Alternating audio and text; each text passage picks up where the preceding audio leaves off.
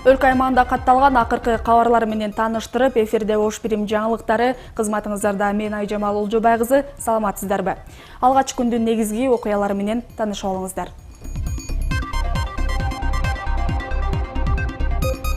Кыргызстан социал-демократтар партиясы президенттикке өз талапкерин көрсөтөт. Өкмөттүн отставкага кетүүсүн дагы бир партия талап кылып чыкты. Өлкөдө курулушу башталган сот объекттердин курулушу аягына чыкпай жатат. Мындай пикирди депутат Улан Примов айтып чыкты. Кара суунун Шарк айылында депутаттар дайынсыз жок болгондуктан айыл өкмөт шайланбай калды. Кыргызстандын президенти Алмазбек Атамбаев бүгүн Брюсселде Евро биримдиктин лидерлери менен жолукту. Европа кеңешинин басма сөз кызматынан билдиришкендей, Атамбаев уюмдун тышкы саясат боюнча жогорку комиссары Федерика Могерини менен сүйлөшүүлөрдү өткөрдү.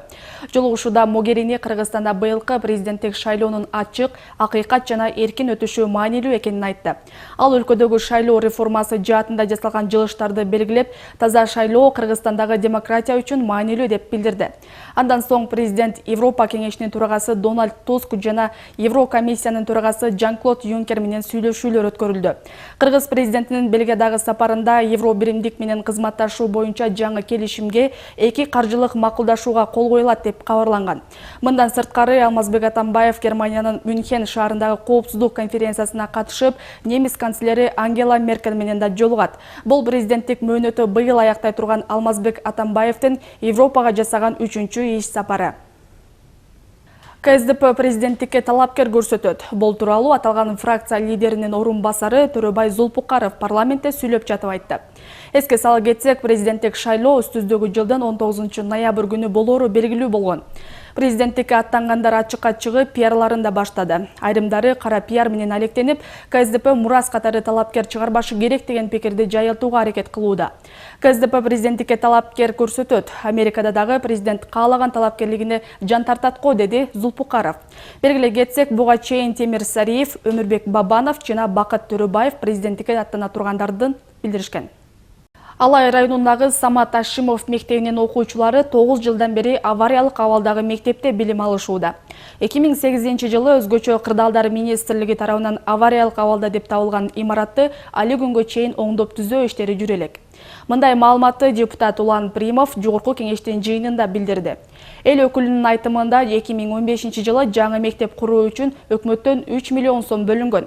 Бирок ал аягына чыкпай келет. Маалыматка караганда, Алай районундагы Жаңалай айыл өкмөтүнө караштуу Умаров мектеби да толук кандуу бүтө элек.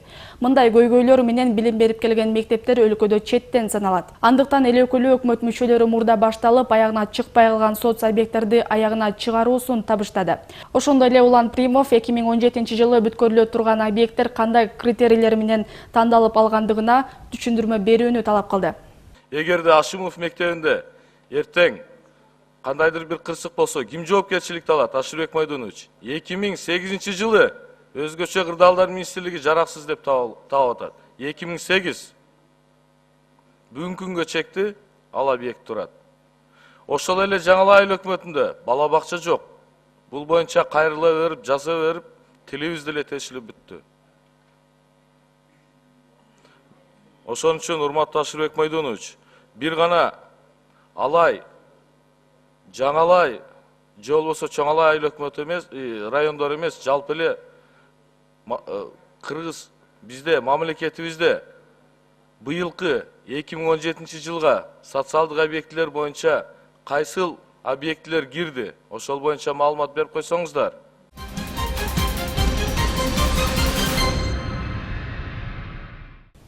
Өнүгүү прогресс фракциясы өкмөттү отставкага кетирүү боюнча чечим кабыл алды. Бул тууралуу аталган фракциянын лидери Бакыт Төрөбаев парламентте ар кандай маселелер каралып жатканда билдирди. Ал бул чечим өкмөттүн ЯЭП боюнча жасаган ишинен кийин кабыл алынгандыгын кошумчалады. Биздин фракция өкмөттү отставкага кетирүү боюнча чечим кабыл алды. Ошого байланыштуу өкмөттүн жасаган иши боюнча отчет берүүсүн талап кылабыз, деди Төрөбаев. Белгилей кетсек, буга чейин Атамекен фракциясы дагы ушундай эле чечим кабыл алган. Саламаттыкты сактоо министри Талантбек Батыралиевди кызматтан кетирүү боюнча кол топтолууда. Мындай талап менен министрдин ишине канаттанбагандар Ак үй алдына нааразылык акциясына чыгышты.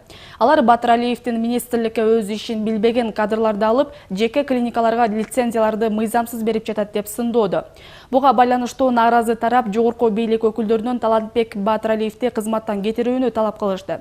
Саламаттык сактоо министрлиги айтылган дооматтарды четке кагып, акцияны мурдагы кызматтан кеткен айрым жетекчилер уюштуруп жатат деген пикирин билдирди.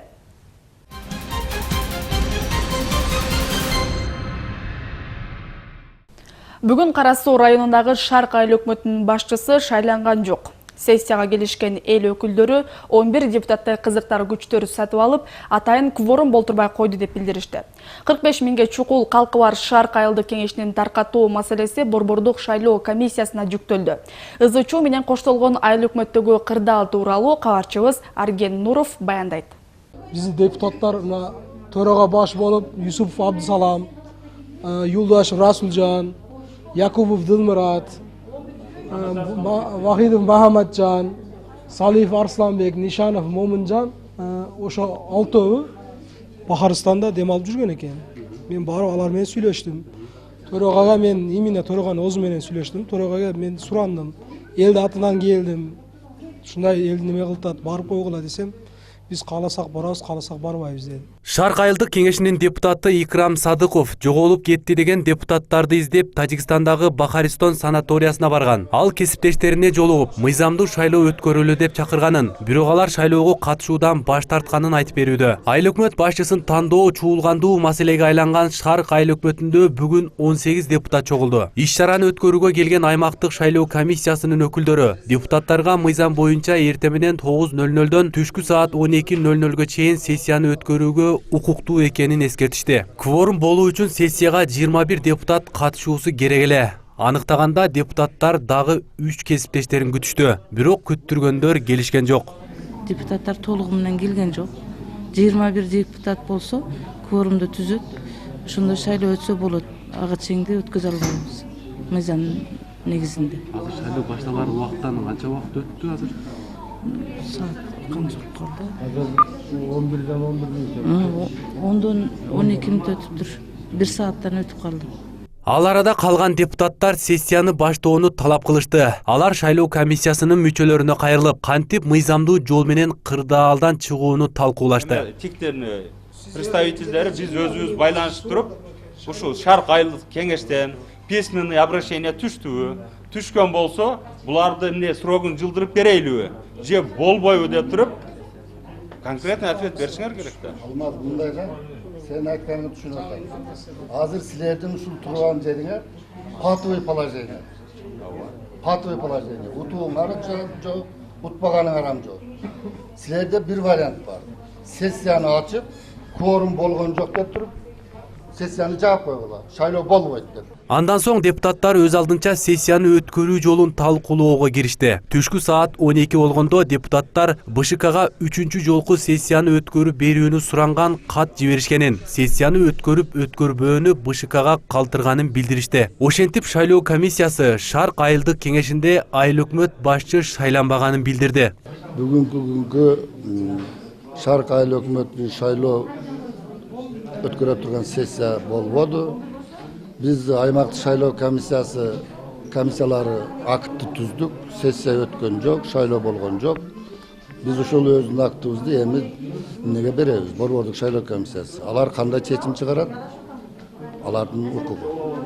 Шарк айылынын депутаттары сессияны үзгүлтүккө учуратып, айылдык кеңешти таратууну учурдагы айыл өкмөт башчынын милдетин аткаруучу Арстан Жолдошев уюштурганын билдирген маалымат таратышты. Маалымат катта Арстан Жолдошев 11 өзбек улутундагы депутатты коркутуп, $3000 акча берип, шайлоону болтурбоо үчүн өлкөдөн качырып жибергени жазылган. Алар президент баштаган бардык бийлик өкүлдөрүнө Арстан Жолдошевдин кыймыл аракетине мыйзамдуу чара көрүп берүүнү суранган. Биз Арстан Жолдошевдин өзүнө жолугуп, ага карата айтылгандарды тактап сурадык. Эгер дем алып жаткан болсо, мен аларга эч нерсе дей албайм. Эгер дем албай үйлөрүндө жаткан болсо, дагы эч нерсе дей албайбыз. Мыйзам ченеминде бул депутаттар кылмышкер эмес, аларды эч ким издей албайт экен. Мен дагы издешке укугум жок.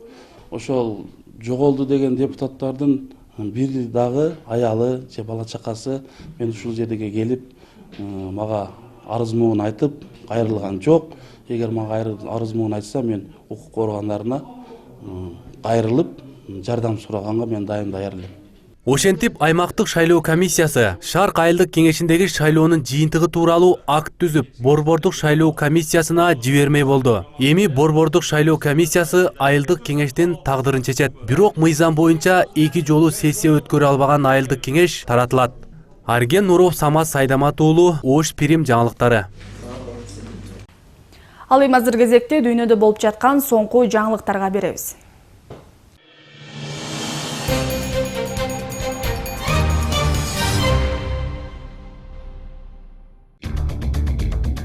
Таиландда цемент ташыган унаа кичи автобус менен кагышып 9 киши набыт болгон. Мындан сырткары 4 жаран жаракат алганын Хомчат Лик гезити кабарлайт. Кырсык Бангкоктун түндүгүндө жайгашкан Чианграй облусунда болгон. Жүк ташуучу унаанын айдоочусу алдынан чыга калган мотоцикл менен кагышуунун алдын алуу максатында ролду кескин буруп жиберген. Жол көзөмөл кызматы билдиргендей, цемент алып келаткан унаа жолдон чыгып, 8 жүргүнчүсү менен келаткан кичи автобус менен кагылышкан. Окуя болгон жерде 9 киши мерт кеткен.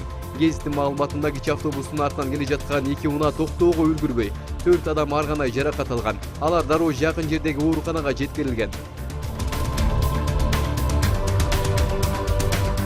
Бириккен Араб Эмирлигинин Афганистандагы элчиси каза болгон. Эми эмирликтин президентинин иши боюнча министрлик тастыктап, элчи Кандагардагы теракт учурунда алган жаракатынан кайтыш болгонун билдирди. Бул тууралуу WAM маалымат агенттиги жазып чыкты. 10 январда Кандагар шаарында болгон жардыруудан 11 киши каза болуп, 16 адам түрдүү жаракаттарды алган. Каза болгондордун арасында эмирликтин 5 дипломаты да бар. Ал эми элчи оор жаракат алган. Жарылуу Кандагар провинциясынын губернаторунун конок үйүндө болгон. Жарылуу болгон учурда эмирликтин дипломаттары гуманитардык миссиясы менен жүргөн. Малайзиялык жалпыга маалымдоо каражаттарынын жазганына ылайык Ким Чен Намдын өлүмүнө шектүүлөрдөн дагы бир аял кармалды. Полиция кызматынын жетекчиси Халид Абу Бакар шектүүнү кармаган боюнча расмий билдирүү кийинчерээк берилерин билдирген. Анткени учурда тактоо иштери жүрүүдө дейт. Ал эми Кода агенттигинин берген маалыматына караганда кармалган аял Түштүк Кореянын паспортун колдонуп жүргөн. Буга чейин Куала-Лумпурдун аэропортунда Түндүк Кореянын лидеринин улуу агасынын өлүмүнө шектүү кармалган. Алдын ала маалыматтарга ылайык ал Вьетнамга учууга аракет кылып жаткан жеринен кармалган. Вести маалымат агенттиги жазганына ылайык учурда кылмышка шектүү башка кишилерге да издөө жарыяланды. Эске салсак, Түндүк Кореянын лидери Ким Чен Ындын агасы Ким Чен Намдын өлүмү тууралуу маалымат 14 февралда жарыяланды. Анда Ким Чен Нам аэропортто өзүн жаман сезип, ооруканага бара жаткан жерде көз жумганы айтылат. Айрым божомолдорго ылайык аны уулап койгон болушу мүмкүн. Бирок азырынча ал божомолдор тактала элек. Экономика жана тынчтык институту дүйнө жүзүндөгү эң кооптуу жана коопсуз өлкөлөрдүн тизмесин жарыялады. Аталган институт 163 өлкөнү 2016 жылга карата тышкы саясат, тынчтыкты сактап калуу, эл аралык дипломатия, согушка жумшаган каражатына жараша тизмектеди. Ага ылайык 163 өлкөнүн ичинен 10 өлкө гана эч кандай тышкы жана ички согушка катышпагандыгы аныкталган. Тизменин эң акыркы орунда ушул күнгө чейин согуш уланып келе жаткан Сирия турса, эң тынч өлкө катары биринчи орунда Исландия турат. Институттун жүргүзгөн иликтөөсүндө Кыргызстан 124-орунда, Орусия 151-чи, Казакстан 75-чи жана Өзбекстан 109-орунда турат. АКШ менен Израиль кызматташуу боюнча бир нече жумушчу топ түзөт. Ак үйдүн басма-сөз кызматы муну менен Иранга каршы туруп Палестинанын экономикалык өнүгүүсүнө чаралар көрүлөрүн билдирди. Чечим АКШ президенти Дональд Трамп жана Израиль өкмөт башчысы Беньямин Нетаньяху менен болгон сүйлөшүүдөн соң кабыл алынган. Башчылар өз командаларына жакын айларда эки тараптуу мамилелерди жакшыртууда, олуттуу багыттар боюнча, анын ичинде коопсуздук, соода байланышы, техника, Иран жана башка субъектилерден келген коркунучтарга каршы туруу, ошондой эле Араб-Израилдик экономикалык кызматташуусун колдоо максатында биргелешкен жумушчу топ түзүүгө буйрук беришти деп айтылат билдирүүдө. Ак үй Палестинанын экономикалык өнүгүүсүнө көмөк көрсөткөн өзүнчө жумушчу топ түзүлөрүн кошумчалайт. АКШтын президенти Дональд Трамп Орусиянын Крымды энчилеп алышына Барак Обаманын администрациясынын жумшактыгы себеп болгонун айтып жемеледи. Бул тууралуу ал 15 февралда өзүнүн Твиттердеги баракчасына жазды. Чешембиде ак үйдүн маалымат катчысы Шон Спайсер Дональд Трамп Орусия Крымды Украинага кайтарып, Украинанын чыгышындагы зомбулуктан баш тартаарына үмүттөнөрүн айткан. Орусиянын тышкы иштер министрлигинин жана Кремлдин өкүлдөрү Крым Орусиянын бөлүгү экенин айтып, Кремль эч качан өз аймагынын бүтүндүгүн чет өлкөлүк өнөктөштөрү менен, анын ичинде АКШ менен да талкуулабастыгын билдирди. Мамлекеттик думанын төрагасы Вячеслав Володин болсо, Крым тууралуу Трамптын өз билдирүүсүн күтүүгө үндөдү. Ал Трамп шайлоо алдындагы программасына шайкеш иш жүргүзүүсү керектигин баса белгиледи. Шайлоо өнөктүгү маалында Трамп бир нече ирет Орусия менен АКШнын алакасын оңдоо ниетин билдирген. Брюсселде Түндүк Атлантика алliansынын мүчө мамлекеттеринин коргоо министрлеринин 2 күндүк жолугушуусу өтүп жатат. Бул жыйынга Пентагондун жаңы жетекчиси Джеймс Мэттис биринчи жолу катышып жатат. Анда негизги тема катары Европа мамлекеттеринин аскердик чыгымдарын алардын ички дүң өнүмүнүн 2%га чейин көбөйтүү каралат. Ал эми НАТО менен Орусиянын мамилеси күн тартибине кирбегенин алlianстын башкы катчысы Йенс Столтенберг билдирди. Бирок АКШнын коргоо министри менен боло турган кеңешмеде бул маселе козголушу мүмкүн экенин да кошумчалады. Мен НАТО менен Орусиянын диалогун кубаттайм, деди Йенс Столтенберг сөз арасында. Брюсселдеги жолугушууда АКШ коргоо министри НАТО боюнча европалык өнөктөштөргө Вашингтондун алliansка карата пландарын бөлүшөт. Эске сала кетсек, президент Дональд Трамп шайлоо өнөктүгүнүн алдында АКШ Европа өлкөлөрүн коргоого өтө ашыкча чыгымдарды жумшап жатканын бир нече жолу билдирген. Казакстанда аскер жана коррупцияга каршы күрөшүү кызматкерлери катышкан кылмыш иштеринин тергөөнү Улуттук коопсуздук комитетине өткөрүп берүү сунушталууда. Казакстанда жемкорлукка байланышкан иштерди негизинен коррупцияга каршы күрөшүү боюнча Улуттук бюро иликтейт. Астанадагы парламент жыйынында башкы прокурордун орун басары Йоган Меркель Улуттук коопсуздук комитетине атайын органдарга карата козголгон кылмыш иштерди иликтөө укугун берүү сунушталып жатканын билдирди. Казакстанда учурда укук коргоо системасын жакшыртуу боюнча мыйзам долбоору каралып жатат. Ага ылайык тергөөчүлөрдүн жана соттордун ыйгарым укуктарын кеңейтүү каралууда. Ошондой эле укук коргоо органдарына каршылык көрсөткөндөргө айып пулду 11 миллион теңгеге чейин, тагыраак айтканда $34,000 тегерегинде көбөйтүү сунушталууда.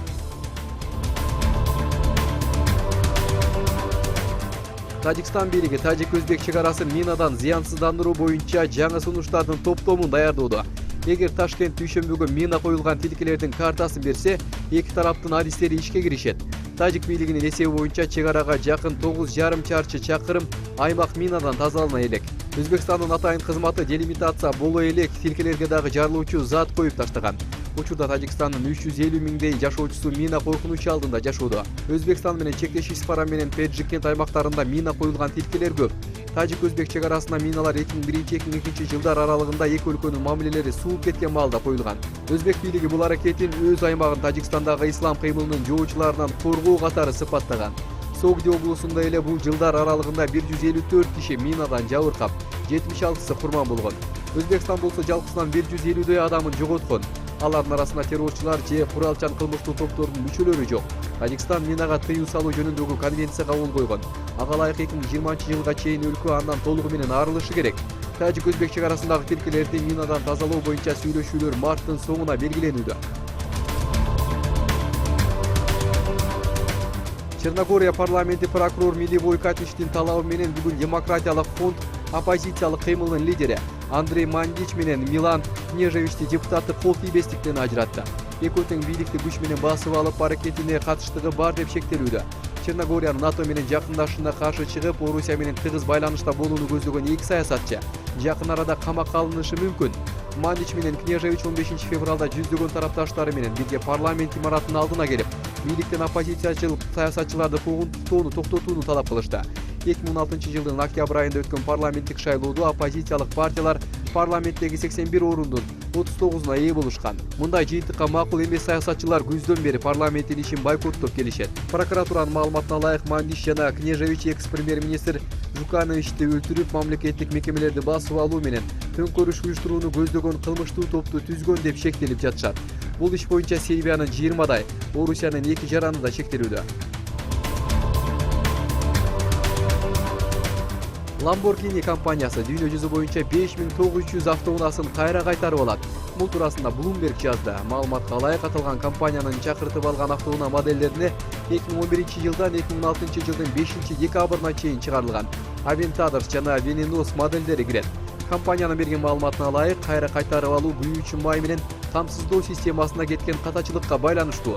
Анткени бул катачылык автоунаанын күйүп кетишине себеп болушу ыктымал. Бирок компания билдиргендей, бүгүнкү күнгө чейин мындай факты каттала элек. Евровидение 2017 ыр сынагына билеттер сатылып баштагандан тарты алгачкы 15 мүнөт ичинде 3000 билет сатылганын РИА Новости билдирди. Эске салсак, ыр сынагына билеттерди сатуу шейшембиде расмий түрдө башталды. Сайтта кезекке тургандардын саны 11 миңге чейин жеткен. Колдоо көрсөтүү кызматы түн жарымга чейин тынымсыз иштеп, кардарлардын суроолоруна жооп берип жатат. Билеттердин баасы конкурстун этаптарына жана орундуктун жайгашкан жерине карата 8 евродон 500 еврога чейин турат. Алгачкы 2 билетти Евровидение 2004 сынагынын жеңүүчүсү украиналык ырчы Руслана сатып алган. Ал 1 билетти британиялык Сейди Тренд аттуу журналистке алган. Украина Евровидение ыр сынагын өткөрүү укугун ырчы Жамала 2006-жылы Стокгольмдо өткөн конкурста 1-орунду алгандан кийин ээ болгон. Конкурс 9 майдан 13 майга чейин Киевде өтөт. 13 майда сынактын финалы болот.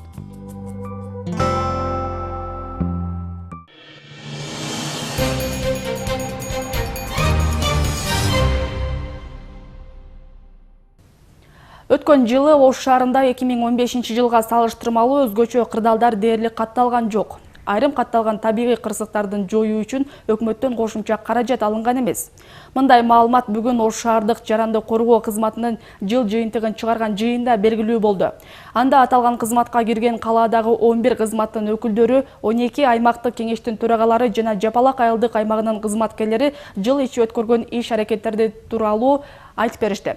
2016 жылы түрдүү табигый кырсыктарды алдын алуу максатында өзгөчө кырдаалдар башкармалыгы тарабынан 44 машыгуу иш-чаралары өткөрүлгөн.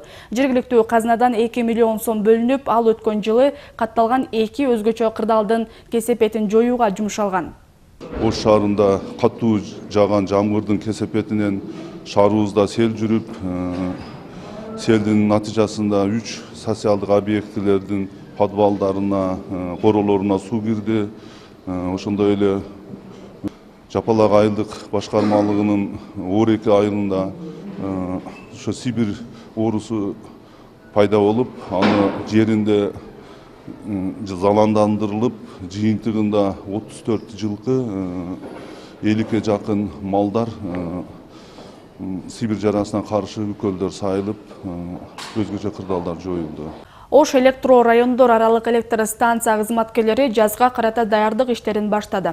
Ага ылайык жалпы Ош шаарындагы электр чубалгыларына тийип калган бактарактар кыркылууда. Аталган мекеменин басма сөз кызматынан билдиргендей, мындай иштер Ош, Жалал Абад жана Баткен облустарынын бардык район айылдарында жүрүүдө. Февраль айынын аягына чейин бардык жерлерде дарактарды кыркуу иштери бүткөрүлөт. Өзгөчө жогорку кубаттагы электр чубалгыларына бактарактардын тийип калуусу жазгы жаан-чачын мезгилдеринде бир топ опурталды. Учурда жалпы ишкананын карамагында 86 жогорку чыңалуудагы көмөкчү чордону болсо, Ош шаары боюнча 23 көмөкчү чордону иштөөдө. Биздин аба чубалгылардын, линиялардын астында элдер үйлөрүн салып алышып, бактарактарды эгишип, дарактарды же убагында кыркышпай, ошо биздин Ош райондук электр тармактары кыркууга мажбур болот. Эгерде биз убагында бул дарактарды кыркуу иштерин жүргүзбөсөк, биздин подстанциялар, мына өзүңөр көрүп жаткандай трансформатордук подстанцияларыбыз, чоң подстанцияларыбызга күч келет да, ал жерде трансформаторлорубуз, коммутационный аппаратураларыбыз бардыгы иштен чыгышы мүмкүн. Жош айыл өкмөтүндөгү ооган ардагерлери өздөрүнө бөлүнгөн акча каражатына Кызыл Сарай орто мектебине РДК даңк аталышындагы чакан музей-каана ачып беришти. Окуучуларды мекенчиликке тарбиялоо максатында көтөрүлгөн бул демилге мугалимдердин колдоосуна арзып, анын ачылуу аземи ооган ардагерлеринин катышуусунда өткөрүлдү. Кененирээк кийинки материалда сөз болот. Жош айыл өкмөтүндөгү ооган ардагерлери бүгүн Кызыл Сарай орто мектебине чогулушту. Анткени мектептин бир бөлмөсүнө ооган ардагерлери тарабынан каржыланып, РДК даңк аталышындагы музей-каана ачылды. Буга чейин тарых бөлмөсү катары пайдаланылып келген каана эми ооган апаты тууралуу маалыматтар жана ооган ардагерлеринин сүрөттөрү менен толукталды. Бизге да ушул РДК даңк деген кабинетти уюштурушуп, бул кабинетти толук оформление кылып, андан сырткары биздин ошо музейдик бурчубузга мебелдерди алып беришип, ушул класстагы окуган балдар, ушул мектепте окуган балдарда патриоттук сезим ойгонсун деген максатта ушул кабинетти ачып беришти. Аталган кабинеттин жабдылышына кеткен 50 000 сом акча каражаты Жош айыл өкмөтүндөгү ооган ардагерлерине жыл сайын 15 февралга карата бөлүнөт. Айрым каршылыктар болгон менен бул иш-чаранын уюштурулушу келечек муундардын мекенчил жаштардан болуп өсүүсүнө негизги түрткү болорун ооганчылар билдиришет. Карас районунда 461 Афган Ооган согушунун ардагерлери бар. Ошонун ичинен Жогоо шайлоо өкмөтүндө 39 Ооган Афган ардагерлери бар. Жылына 50 000 сом акча бөлүнөт. Биз ошол акчаны кооротпой, ушундай ар бир айылдарга, мектептерге эмгек эрдикке даңк каласын ачууга аракет кылып атабыз. Андан ары иш-чара окуучулар тарабынан даярдалган концерттик программа менен улантылды. Самалыкка Ош облустук, шаардык, райондук Ооган согушунун ардагерлеринин төрагалары, айыл өкмөтү катышты. Ардагерлердин бул демилгесин айыл өкмөтү жакшы деп баалап, келерки жылы бөлүнгөн акча каражатынын суммасын көтөрүү керектигин билдирди. Анда Ооган ардагерлеринин Ооганстанда гана эмес, Баткен когалаңында Ош окуясында элдин бейпилдиги үчүн биринчилерден болуп уюшулуп, эл үчүн кызмат кылышкандыгы тууралуу да сөз болду. Вофтор атамекен согуштун катышчылары келип туруушулар катты чоң патасын берген эле, ушундай согушту биз көрдүк, силер көрбөдүңөр, көрбөгүлө деп. Кудайдын немеси экен, биз дагы ошо Афган согушуна барып катышып келдик.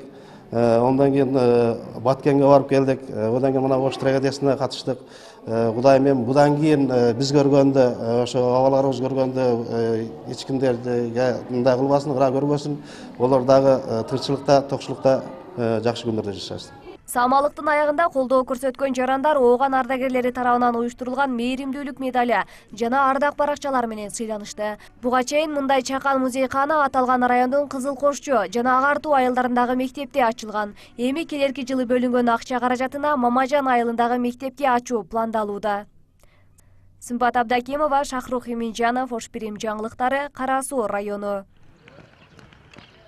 Сиздер Ош Пирим жаңылыктарын көрдүңүздөр. Эске сала кетсем, ушул жана башка кабарларды биздин сайттан да таап көрсөңүздөр болот. Ал үчүн Ош Пирим @kg сайты сиздердин кызматта. Ал эми мен сиздер менен коштошом. Ар дайым жакшы жаңылыктар менен көрүшөлү. Саламаттаңыздар.